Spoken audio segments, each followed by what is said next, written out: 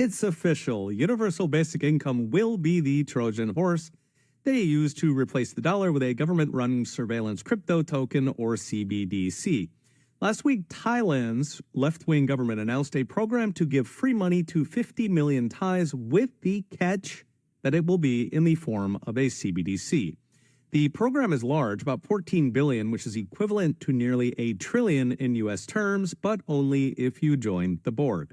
I've been warning for years that they would use free money or universal basic income to impose a CBDC next recession, using a CBDC's ease of administration. After all, a bureaucrat can, at the touch of a button, give money to millions of people or take it from other millions of people.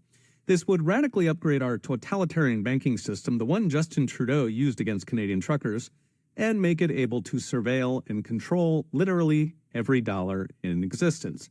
It's all pretty bleak, and it looks like Thailand is taking the plunge. In case you're unfamiliar, a CBDC is a government crypto token that replaces the U.S. dollar with a system where bureaucrats armed with machine learning can see every dollar you spend and even block your transactions if you're buying the wrong thing or donating to the wrong people.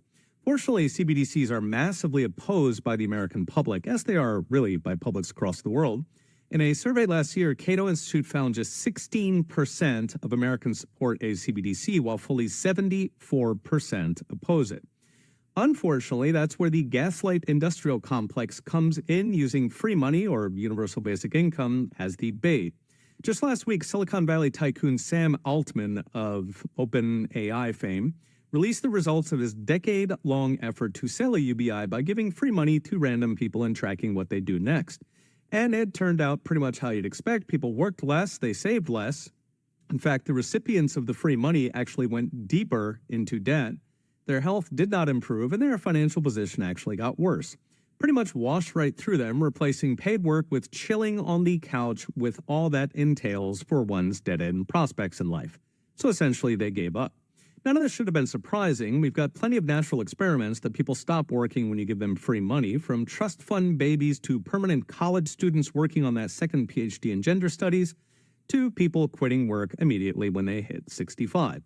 I was actually pleasantly surprised that Altman reported the results, warts and all. There are other UBI pilots running through universities like Stanford or NYU that, given left-wing academic bias, will amount to propaganda selling a UBI to voters that, as in Thailand, is begging to be run through a CBDC. So what's next? Brought to you by Unchained.com. During the pandemic, many countries, including the U.S. and Canada, implemented UBI-style policies, from stimulus checks and PPP to Canada's CERB and CRB. They've now cut their teeth and will be pushing hard next recession with an eye to making those handouts permanent. I'd give it about 2 weeks between pushing the UBI and pushing the CBDC to administer it. If they succeed, it would convert millions of Americans into permanent wards of the state, while converting the dollar from an asset we own to the financial equivalent of COVID lockdowns forever. A new episode of the podcast just dropped, along with an interview with Phil Bishop of the Mises Institute on WTF is happening in this election. Check it out at Spotify. Okay, we'll be watching. See you next time.